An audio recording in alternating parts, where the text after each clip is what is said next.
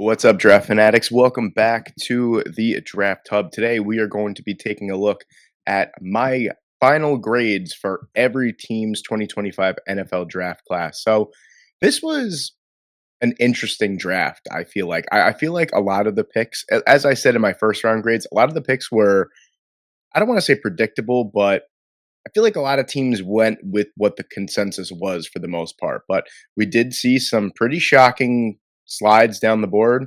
We saw some interesting reaches as well. We're going to talk about all of them here, but before we get into it, if you guys enjoy this type of content all year round, please leave a like and please subscribe to the channel. I know I am a little late with this video, but I did have a wedding to attend yesterday, so I got to this video a little bit late, but I'm going to try and do my best to get it out as fast as possible. Okay, so before we get into any grading, this is my grading criteria. I am notoriously an easy grader. I don't give out, unless I truly, truly hate the class, which I never truly usually do. I don't give out D's and F's. I don't believe in F's or anything like that. Maybe for a pick, but not for an entire draft class. So the grading criteria is A plus, nearly perfect; A, really great draft; A minus, great draft; B plus, solid. Or sorry, B plus, good draft; B is a solid; B is solid, but not what I would do. C plus could be better. C left a lot to be desired, and C minus just not it. But I don't even think I gave out any C minuses to begin with. But it's good just to give you guys an idea of the criteria that I'm looking at. So we got to start off in Arizona. I do go in alphabetical order with these, not in pick order, but we're starting off with an easy A. I think the Arizona Cardinals absolutely crushed the draft, especially their first two picks. I have their best pick at Will Johnson. So the way that I usually do the best pick is what I think was great value and a massive area of need. And now the Arizona Cardinals have a nice young tandem on the outside in Max Melton and Will Johnson to work with in terms of cornerbacks. Walter Nolan was a steal at number 16, in my opinion. Jordan Birch was great. Cody Simon, Denzel Burke, Kitten Crawford in the 7th round. They really maximized the value and hit a ton of their draft needs. Maybe I would say the one thing that separates this class, maybe they could have went for a wide receiver there in round 6 or something like that. But really, that's my only gripe with their class. I think they did a phenomenal job. The Arizona Cardinals have quietly had a very, very nice offseason. They could be back in that wild card contention with this good draft. And then we have the Atlanta Falcons. I have the Atlanta Falcons at a B plus. I feel like day one, round one, this was an interesting draft. You don't normally see, I guess we're considering Jalen Walker an edge rusher. So we got edge, safety, safety, offensive tackle. And name wise, this was one of the better drafts, in my opinion. Jalen Walker, James Pierce Jr., Xavier Watts, Billy Bowman, and Jack Nelson. If you're a fan of this channel or my other channel, you do know how much of a fan of Billy Bowman I am and how desperately I wanted him on the Jets. But the Jalen Walker pick made a ton of sense. He was falling. I honestly do think they were going to draft Mike Green if Jalen Walker didn't fall to them. I don't think they expected him to be there. Smash home run pick there. Trading up for James Pierce was incredibly aggressive. They did give up. The main part of the trade was a first-round pick next year, but the Atlanta Falcons have been desperately trying to address their edge rushing department for years now, so I like the aggressive move. Xavier Watts and Billy Bowman back-to-back, and then Jack Nelson in the 7th round. I feel like they truly didn't really address a couple of areas of needs, one being, backup defensive tackles, being a safety, maybe another wide receiver or two. I think they did a lot with their 5 picks that they had, but I do feel like maybe the safeties back to back, especially after getting 2 safeties that are kind of sort of play style very similar in Xavier Watts and Billy Bowman. I think maybe the Bowman pick could have been changed as much as I do like him, but I think this is a solid B plus. Aggressiveness in the first round, and really this team is a team that I don't had a bunch of standing need into self. Maybe say other than that, I think they did a good job and they did address a couple really pressing needs on the defensive side. So it's a B plus for me. And then you have the Baltimore Ravens, which just seem to get away with murder almost every single draft class. It seems like Malachi Starks fell to them at 27. That's an easy pick. A great value pick to line up with Kyle Hamilton in the defensive secondary. Then Mike Green fell to them at pick number 54. Unbelievable value for a player that led the FBS in sacks last year. The off the field concerns with Mike Green kind of led to him falling. This was a guy that a lot of people thought was consensus a top 15 pick. It did not work out that way, but I mean, a tremendous value at a position of need nonetheless.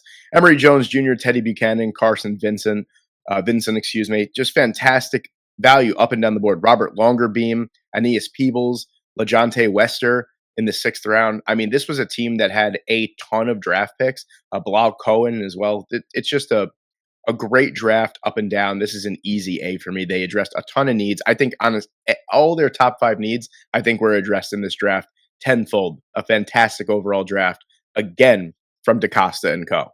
And then you have the Buffalo Bills, who I thought had a curious couple of picks. Maxwell Hairston addresses a massive need for them. I don't think he was the pick that made sense, to be quite honest with you, for the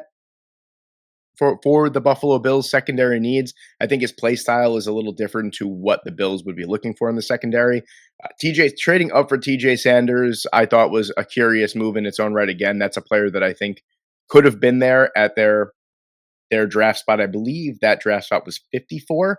I could be wrong, but they did trade up over the Jets and they took TJ Sanders, excuse me. Landon Jackson is another player that I've never been truly high on as an edge rusher. I think he still has a ton of development to do. I really do like with the Buffalo Bills, though. They did address a ton of needs on the defensive side. Chase Lunt, I thought, was great value. Caden Prather, 6th and 7th round, great value. Jackson Hawes is a great 3rd tight end. Probably looking on to move on from Dawson Knox either this year or next year. So having Dalton Kincaid and Jackson Hawes is great. Jordan Hancock, I thought, was great value in the 5th round there. That's someone that's listed as a corner, could probably play safety, so that takes care of one of your safety spots. And then Deone Walker, I feel like Deone Walker, however you choose to say it. I say Deone. A lot of people say Dion. It is what it is. Deone Walker, I think, was a little bit of a reach in round 4, considering how poorly he tested. But again, they did address a ton of needs on the defensive side, and really that's all you could ask for if you're a Buffalo Bills fan. They went in, they kind of crushed the defensive aspect of their draft, and I think they did a good job. Dorian Strong was a good pick as well. Up and down the board, I mean, pretty good value. I just think the top 4 picks, really, I think were a little bit of reaches, and that's really why this draft class is good to me, but not necessarily terrific. And then you have the Carolina Panthers here. I gave them a B+. I think this draft class, really one pick, to be quite honest with you, that just kills it for me is the Trevor Etienne pick at number 4 in the 4th round. I don't know what they're doing there exactly. They signed Rico Dowell. They have Chuba Hubbard. They have Jonathan Brooks. The Etienne pick, if you wanted to take a chance on a running back in like round 6 or round 7, you go for it. But at the 4th round, at the 12th pick in the 4th round, there was still a ton of available value, and they didn't address any cornerback whatsoever in this class. So that's why it takes it down a notch. Tet McMillan at number 8, that was a pick that was picking up steam for quite a bit going into the actual draft itself. So that was no surprise there. Nick Scorton's a great pick. So is Princely Uman-Milan. I love those picks. Lathan Ransom as well. Cam Jackson. These are great picks down the board. Mitchell Evans, Jimmy Horn Jr. gives them a ton of juice on the outside. Really great picks, and you could call me a harsh grader for that, but the ETN pick just made really no sense to me. And I feel like with the players that were left on the board at areas and positions of need for the Carolina Panthers, I feel like that was a pick that really they didn't have to make. One of my lowest graded classes in the entire 2025 draft is the Chicago Bears. Now, I get it. Bears fans are going to argue that Colson Loveland, Luther Burden, those are players that fit the offense, and they absolutely do. I think that those were phenomenal picks. Maybe Loveland was a little bit of a head scratcher, but he does fit the athletic profile that Ben Johnson and the Chicago Bears are looking for in that type of offense. Luther Burden was an absolute steal in the 2nd round. And then it gets a little weird. Ozzie Trapilo was a good pick. Shamar Turner was good. Ruben Hippolyte, the 2nd, is interesting. Zah Frazier was good. Luke Newman and Kyle Monangai are 2 players that could be very good developmental players. But one thing that I think, 2 things really, that they didn't address early on at all that I thought for sure were going to be addressed was running back, and it was going to be edge. No edge rushers taken at all. You could argue Shamar Turner could play outside. He could reduce inside. So he's a little bit of a hybrid player there. But really the picks after Burden and Trapilo kind of were head scratchers for the most part. Really day 3 in a nutshell was a head scratcher for me. Za Frazier is good value, don't get me wrong. Luke Newman is extremely athletic, and Kyle Monangai has never fumbled in his career in college. So I could see the picks. It's just not a class that's really my taste. I think it left a lot to be desired with the picks that they had on the board. And then you have the Cincinnati Bengals. I gave them a B minus. I like their draft. I don't think that it's sexy. I don't think it's a flashy draft class. But Shamar Stewart, I mean, they addressed the defensive side, which they absolutely needed to. They got two linebackers and an edge rusher, really two of the biggest areas of needs for them. Corner was huge that they didn't address. That was a problem. But they made up for it with Dylan Fairchild in the third round. So that was great, in my opinion. You immediately get a starting level caliber player in the third round who could be a steal when it's all said and done. I thought Dylan Fairchild was a fantastic pick. Same thing with Demetrius Knight. You're getting a 25-year-old linebacker, but you're getting a seasoned veteran that can make plays. I love that. And Stewart is someone that really is going to, you're banking on his success for the success of this draft class, really, because other than that, you got Barrett Carter, Jalen Rivers, Taj Brooks was a good pick in the sixth round.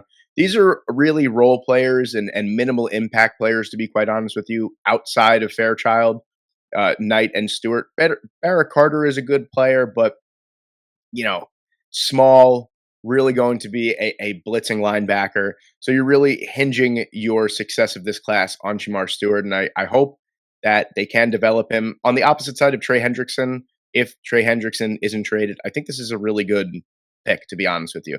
Stewart has an incredible athletic profile. I think if he starts, he's 21 years old still, has a ton of athleticism. If he could put it all together, he's going to be a really, really good pick. And the Cleveland Browns, I gave an A. I thought this was a phenomenal draft class. You could argue that Mason Graham at 5 was a bit of a surprise. I still think it's a fantastic pick. You're getting a ton of value at a massive position of need. Carson Swessinger at the first pick of the second round, I thought was awesome. Quishon Judkins was a great pick. Harold Fannin Jr. was great. The only head scratcher really to me was Dylan Gabriel, and I get it. But then drafting Shadur Sanders in the fifth round made me like the Dylan Gabriel pick less. If you were going to go with a quarterback, you might as well have just gone with Shadur. The fall of Shadur Sanders in this draft class was interesting to say the least. But now you have 5 quarterbacks on the roster. You have Massage Man himself, Deshaun Watson. You got Joe Flacco, Kenny Pickett, and now you have Dylan Gabriel and Shadur Sanders. So 5 quarterbacks is quite interesting. Don't really know what they're doing there. I don't think they expected Shadur Sanders to be there with their last pick, so they went for it. But a complete overhaul in the running back department, Quishon Judkins, Dylan Sampson. I mean, that is a really, really athletic and exciting 1-2 punch. I think immediately those guys are your starting 1 and 2 running backs, so I love the value there. Harold Fannin Jr., people don't realize that David Njoku is entering year 9, so that could be a player that we're starting to not phase out, but, I believe his contract is coming up soon as well, so this is a player that, you could be preparing to leave. And Fannin Jr. offers a ton of savvy route running ability. He's not going to blow you away with his athleticism, but he is a great slot type of tight end. He's probably not going to play inline, but he's a phenomenal target. So I do like this class quite a bit. I think they got a ton of value up and down the board. Probably one of the most memorable classes of this entire draft class. And then I give the Dallas Cowboys a B++ because I couldn't decide if it was a great draft or a good draft. So I'm going to say it was a very, very good draft. My B++ would be very, very good. I think they surprised a lot of people at number 12 overall, taking Tyler Booker. But hey, you just lost quite possibly one of the best guards in NFL history. That was a massive hole in the offensive line that needed to be replaced. They now have 3 Tylers on their offensive line, which I think is pretty funny. But Booker is not a sexy pick, but it was a necessary pick. I loved it. Donovan Ezriaku in the second round, I thought was awesome as well. Savon Revel is easily the pick of this class for me. Tremendous value in the third round there. Jaden Blue is a sleeper running back in the 5th round that could start right away for the Dallas Cowboys. Just really, really good. And then Phil Maffa in the 7th round. Just really good value up and down the board for the Dallas Cowboys. And this is a team that kind of, if you take out the Mozzie Smith pick a few years ago, this is a Dallas Cowboys team that's actually drafted fairly well over the past 3 to 5 years. They're not making those flashy, typical Dallas Cowboys picks. They're just drafting exactly what they need, whether it's sexy or not. And that class is a case in point to, I think this is a draft class that took needs. Could maybe they could bring back a little. I would 100%. but blew off a ton of speed and a ton of value in the fifth round. I really like this class. And the Denver Broncos get a B plus from me. I love their draft, to be quite honest with you. I think honestly, if I'm thinking about it again, I could have given this an A minus or a B plus plus. Jahdae Barron, RJ Harvey, Pat Bryant. You could argue that Pat Bryant being taken in the 10th pick in the third round was a bit of a reach, but if you know what Sean Payton is looking for in a wide receiver, Pat Bryant gives you exactly what he's looking for. That great blocking ability, good size as well, strong hands. Q Robinson, Savion Jones, really good picks there as well. The center position, defensive tackle, I thought that they were the interior of the offensive line, really, and the interior of the defensive line were two areas that I would have liked to see them kind of sort of, build up depth wise with those later picks. But I'm kind of just grasping at straws here. This is a really, really good draft class. Getting Jahdae Barron at number 20, putting him in that secondary with Tanaloa Hufanga, with Pat Surtain, just unbelievable addition. Just a really, really great draft class overall. And you have the Detroit Lions here. I gave them a B plus as well. I love their first two picks. I really love three of their first four picks. I'm in love with. Tyleik Williams, I thought was a necessary addition to that defensive line. Tate Ratledge is an unbelievable pick going towards the back end of the second round. Trading up for Isaac Tesla. I get it. I understand. 6'4", 215 pounds, incredible athleticism. I get it. I think they could have waited. They didn't have to trade up to get him. And then Miles Frazier in the fifth round is just stupendous value. They got two amazing interior offensive linemen for the future, because you don't know how great Christian Mahogany is going to be. Tyler, who is their other guard? I don't know. Is it Tyler Glass now? I could be wrong. I think that's who it is. Also, a potential Frank Ragnow retirement sooner rather than later. I think they're absolutely building up for the future, and I love these. I love three of those first four picks. The rest, Dan Jackson, Donovan McLovett, those are good picks too. I really like this class overall. I think this is a very, very solid class, a very Dan Campbell-esque class. The Green Bay Packers get a B plus as well. They shocked the world by taking Matthew Golden in the first round. I loved that pick. I thought it was an A plus pick. Anthony Belton in the second round, okay. Savion Williams in the third round, okay. Baron Sorrell in the fourth, okay.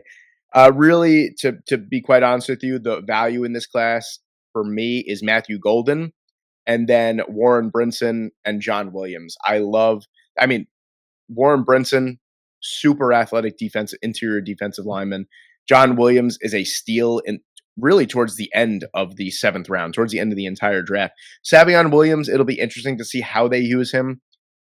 Baron Sorrell as well. I think Sorrell kind of goes against the grain of what the Green Bay Packers usually look for in an edge rusher, so it'll be interesting to see how they use him. But yeah, I think this class really hinged on their first round pick, and it was going to be really interesting to see which way that they go. And they took Matthew Golden. I'm curious to see what they do between here and the regular season at the cornerback position, with Jair Alexander losing Eric Stokes, signing Nate Hobbs. You really need another boundary corner. That's gonna be a thing to look out for as the season progresses. But I think this is a very, very solid draft class overall. The Houston Texans get an A minus from me. Jaden Higgins, they traded out of the first round, and they really just they drafted a ton of value. Jaden Higgins, Ariante Ursary, Jalen Knoll, Jalen Smith was a great pick at the back end of the third round as well. Jalen Reed in the sixth, Luke Lachey in the seventh round. This is just a draft class up and down the board that has a ton of value. You could argue they probably should have went and tried to get a guard at some point, but I love what they did. They really just beefed up this offense for CJ Stroud. We don't know what's going to happen with Tank Dell when he comes back. Nico Collins is an easy number one. They lost Stephon Diggs. Jaden Higgins slots in as your number two right away. Jalen Knoll can be your slot receiver. Just really fantastic first three picks. Like I said, Jalen Smith is a great pickup. Woody Marks was great as well, too, as a backup running back. Just ton of value up and down the board. With a team that did not have a first-round pick after trading out of the first round, I thought this was a masterclass by Nick Caserio and co. I love this draft class. Again, one of my lowest graded classes going to be the Indianapolis Colts, and my boy J-Wack Gridiron probably would have to agree with me here. Started off like gangbusters, getting Tyler Warren in the first round, JT Tuimoloau in the second, okay, Justin Wally in the third, Jalen Travis. Those are really questionable picks at that value point.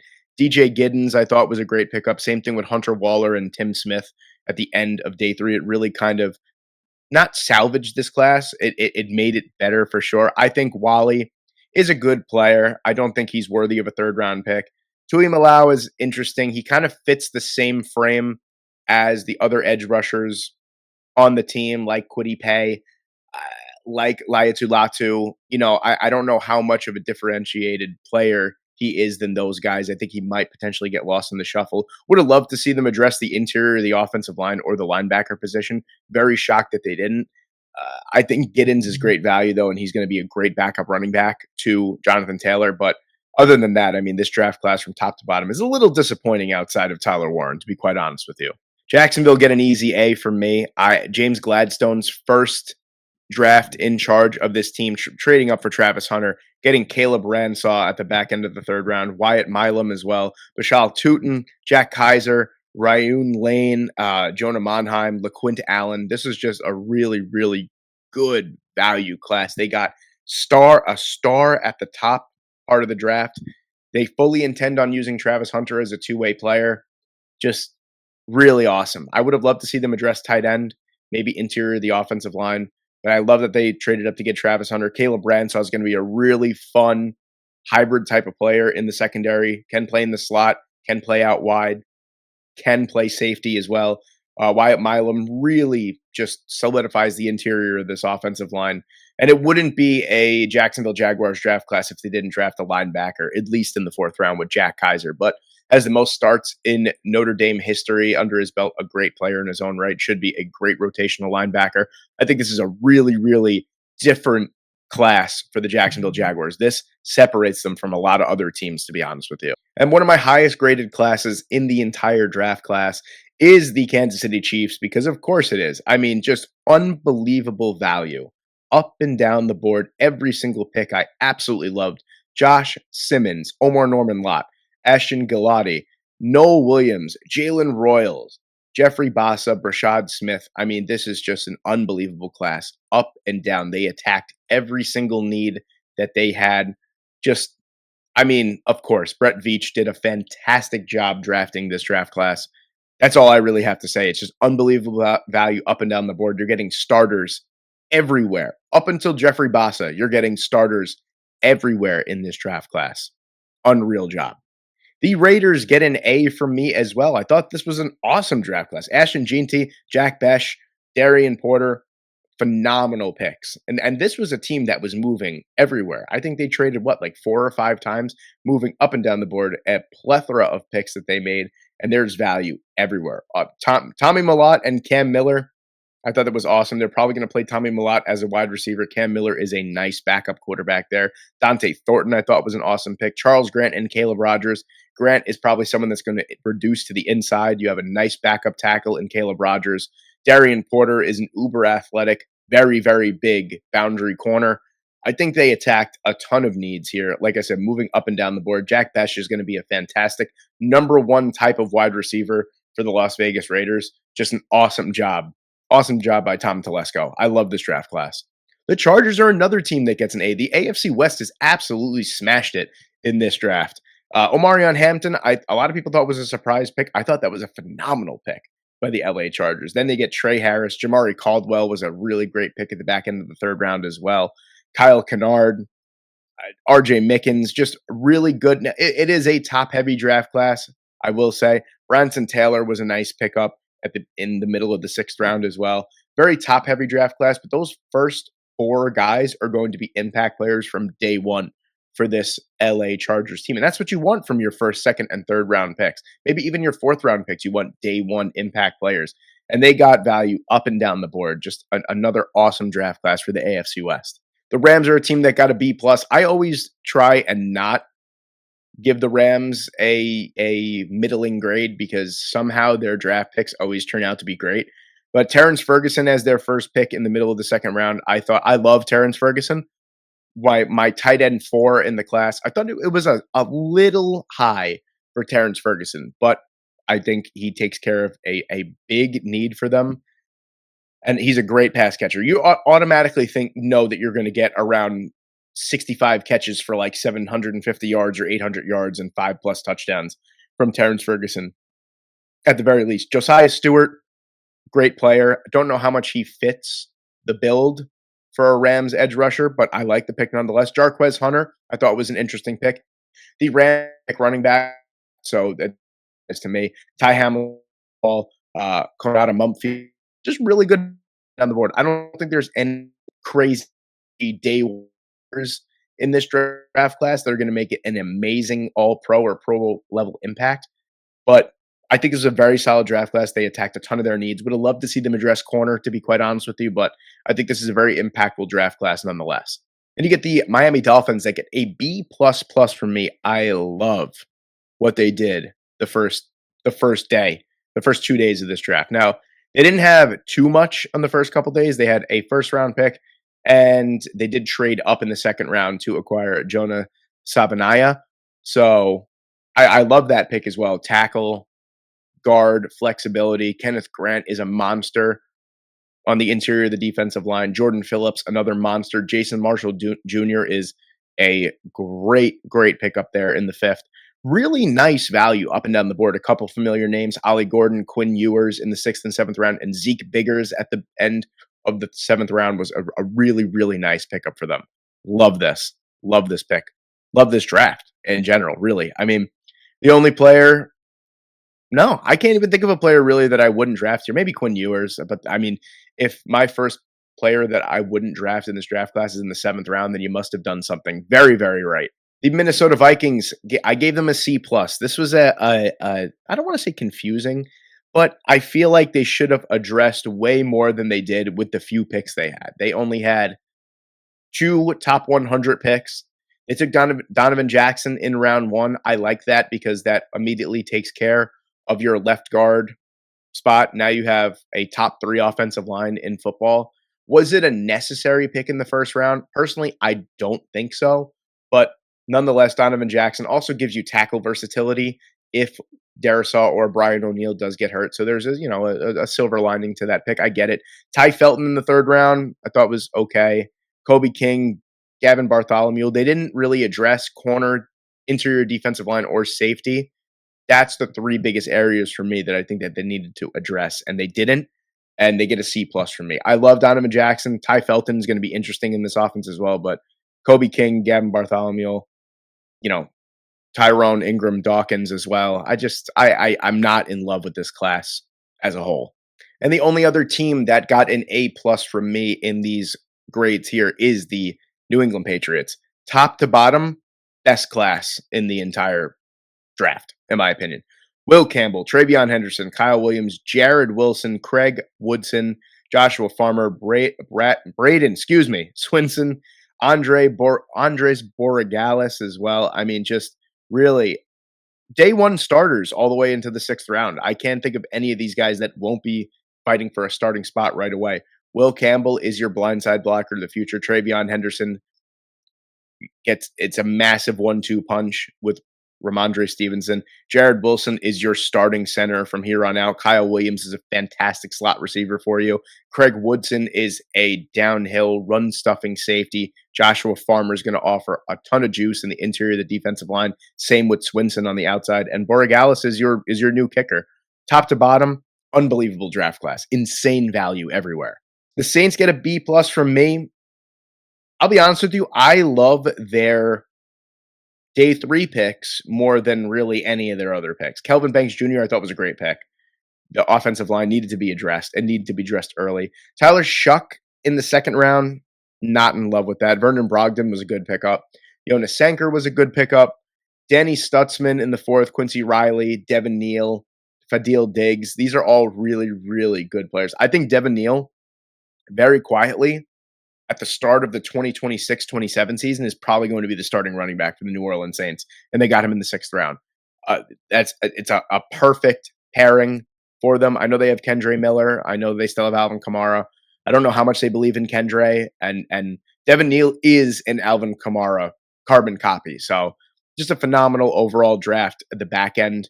The 2nd and 3rd rounds were a little underwhelming for me, to be honest with you, but Banks makes up for it at the beginning as well. Yeah, the New York Football Giants here with a B plus. I love Abdul Carter. I mean, that was probably the easiest pick any team has ever had to make. Abdul Carter falling to number 3. Trading up to the first round for Jackson Dart kind of kills this draft class, if we're being honest, for me at least. They didn't give up too much. They gave up their 34. They gave up 99 and a third round pick next year. So I suppose the trade wasn't crazy, but they did only trade, 9 spots up. So 2 third round picks could be a lot of value there. Darius Alexander, I thought, was an excellent pick at the top end of the third round. Cam Scadaboo is going to be awesome in New York. Thomas Fedone, Marcus Mbao. These are great players. Really, Jackson Dart is the only pick that kind of kills it for me. I know that they need a long-term quarterback. I get it. I honestly think going into the season with Jameis Winston and Russell Wilson was more than enough. I don't think this is, who knows, this regime might not be here to develop Jackson Dart. And his development could fall flat on his face before he even starts. So I thought that was a very, very risky move from this regime. So we'll see how it plays out. And then my New York Jets here at a B plus. This draft was going phenomenal until Arian Smith was picked in the 4th round. I'll be honest with you. Armand Membu, A plus. Mason Taylor, A plus. Azarie Thomas, A plus. Arian Smith, F. I know I'm being really critical because this is my team, but with Jalen Royals, Alec Imayor on the board, there were so many other wide receiver options that they could have went and gotten, and they didn't. Arian Smith, I get it. He's a burner. He's going to open up the top of the defense if he could catch the ball. The Jets historically have not done well with speedsters when drafting them. I get it. It's a 4th round pick. I might be looking too much into it, but Malachi Moore, trading up for Malachi Moore, I thought was awesome. The 2 players from Miami, awesome at the end of the draft. I'm a big Malachi Moore fan, but really getting Arian Smith and not addressing defensive tackle in the draft is so big for me. There is still a massive hole next to Quinnen Williams on this defensive line. They, patched it up with a few 1-year free agents that were mid at best. They needed to draft someone on early. I mean, CJ West was there too. There were so many run-stuffing defensive tackles that could have been picked where Arian Smith was picked. I hate that pick value-wise. There's something that they see in him that clearly a lot of the fans don't either. I hope I'm proven wrong, but this draft class is a B+. It's a very, very solid class. They got a ton of day 1 starters at the top end. Just Arian Smith just really, really kills this class for me. And the rich, of course, get richer with the Philadelphia Eagles. I gave them an A. Somehow landed Jihad Campbell at the back end of the 1st round. Andrew Makuba, Ty Robinson, Mac McWilliams, Smile Mondon Jr., Drew Kendall, Kyle McCord. I mean, Cameron Williams in the 6th round. Antoine Powell-Ryland in the 6th round. Just, again, phenomenal value up and down the board. Jihad Campbell is an automatic plug-and-play starter. I would have loved to see them address tight end in one of the best tight end classes we've seen in the last decade. I would have loved to see them address, at least take someone at some point. But really, I can't fault Howie Roseman for doing what he did. Phenomenal value up and down the board. It's an easy A. The Pittsburgh Steelers get a B+ from me. I think that they did the right thing. A lot of people wanted them to draft Shadur Sanders at number 21. And instead, their first 3 picks took care of some massive needs for them. Derek Harmon, I thought, was an awesome pick for them at number 21. Just one of the best well-rounded interior defensive tackles in the entire class. Casey Hayward will be retiring sooner rather than later. There's your instant replacement. Caleb Johnson, fantastic. There's your starting running back. Jack Sawyer, I think, offers a ton of juice on the edge. Will Howard in the 6th round is great value. Dante Kent is another player that the Steelers love developing late-round corners. We saw the same thing with Corey Trice. I think that they could do the same thing with Dante Kent. I think this is a very, very solid draft class up and down. Like I said, maybe not the sexiest picks, but Harmon's going to be a beast. Caleb Johnson could be a 1,000-yard rusher in his rookie season. I love what the Pittsburgh Steelers did. The San Francisco 49ers get an A from me, and really, it's just the value everywhere for them. Michael Williams, I thought, was an interesting pick in the 1st round, but a necessary one. Alfred Collins, awesome. Really, the one pick that I like the least is Nick Martin. I could still see it, though. Upton Stout, I thought, was a great player, great pick. CJ West is a player that I absolutely love, that I think is just so big for them in the interior of that defensive line. Jordan James offers them some juice behind Christian McCaffrey as well. Curtis Rourke is a really nice developmental backup quarterback. Connor Colby has that interior end tackle versatility. Just really, they did a phenomenal job. I would have loved to see them go for corner, maybe a little early, because I think Upton Stout is someone that's probably going to be better as a safety, that he will be a corner. And then I would have loved to see them take on a tackle at some point. But other than that, I think they addressed, you can't address every single need. It's impossible. They did as good as they possibly could have in this draft class. The Seattle Seahawks absolutely smashed it for the second straight year. Gray Zabel in the first round, trading up for Nick Emanwari, Elijah Arroyo is going to be fantastic. They really have been believing. Ray Horton, great value in the fifth round. Ricky White in the seventh round, amazing value. Damian Martinez, just really great up and down the board. They addressed a ton of needs. Would have loved to see them get another interior offensive lineman at some point and maybe an edge rusher, but this was a really, really awesome class for Seattle. The Tampa Bay Buccaneers get a B++ from me. A little bit of a head scratcher in round one. I like it, and I see the vision with Emeka Ibuka, but I mean, unbelievable after that. Benjamin Morrison, Jacob Parrish, who's going to be a phenomenal slot corner, David Walker, Elijah Roberts, Tez Johnson. It wasn't a lot of picks. It was 6 picks, but they made the absolute most out of those 6 picks. The Tampa Bay Buccaneers are going to be a force to be reckoned with this year. I honestly think so. I think they could very easily win the NFC South and make a very deep playoff run. This is a phenomenal class from top to bottom. The only thing that kind of confused me a little bit is the Ibuka pick in round one. Other than that, unbelievable value up and down the board. The Tennessee Titans get an A for me. Obviously, their best pick is going to be Cam Ward. There's your franchise quarterback. I mean, smashed it up and down. Femi Oladejo in round 2, awesome. Kevin Winston Jr. in round 3. Shimmery DK is interesting pick there. I wouldn't have picked him at the first pick of the 4th round. There were a lot of receivers that I would have valued a little bit more. But then they turned around and got Alec Amayor anyway in the 4th round. They got Gunnar Helm, Jackson Slater, Kaylee Mullings. I mean, just really great value. This offense is going to be really fun to watch. A ton of young players on this offense that are going to make instant impact. I love Jackson Slater. I think he's someone that could start day one at any guard position. Just really awesome up and down. And then the final team here is the Washington Commanders. I gave them a B-. I wasn't in love with their class. They only had 5 picks because of the Remy Tunsil trade. But then they went and took Josh Connerly in the first round anyway after taking Remy Tunsil. I get it. Connerly is someone that probably could end up being a guard in his own right as well, 6'4", 311 pounds. I like the pick, don't get me wrong. I'm always a big fan of offensive line picks, especially when you got someone as awesome as Jaden Daniels. I get it. Trey Amos in the second round was great. Jalen Lane was a favorite of mine in this class, so I think he offers a ton of juice. Now you have Terry McLaurin, Deebo Samuel. You got a ton of value wide receivers in the middle of those guys as well. I don't love the class because they couldn't really address edge. They couldn't address the safety position as well. Trey Amos is a really nice pick. Probably my favorite pick in this class. Connerly is cool. Jalen Lane is awesome.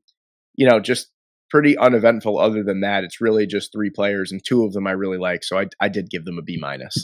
And there you have it, ladies and gentlemen. There are my grades for the 2025 NFL Draft. Let me know what you guys think in the comment section below. Thank you guys so much for watching. I hope you enjoyed, and I hope I see you in the next one.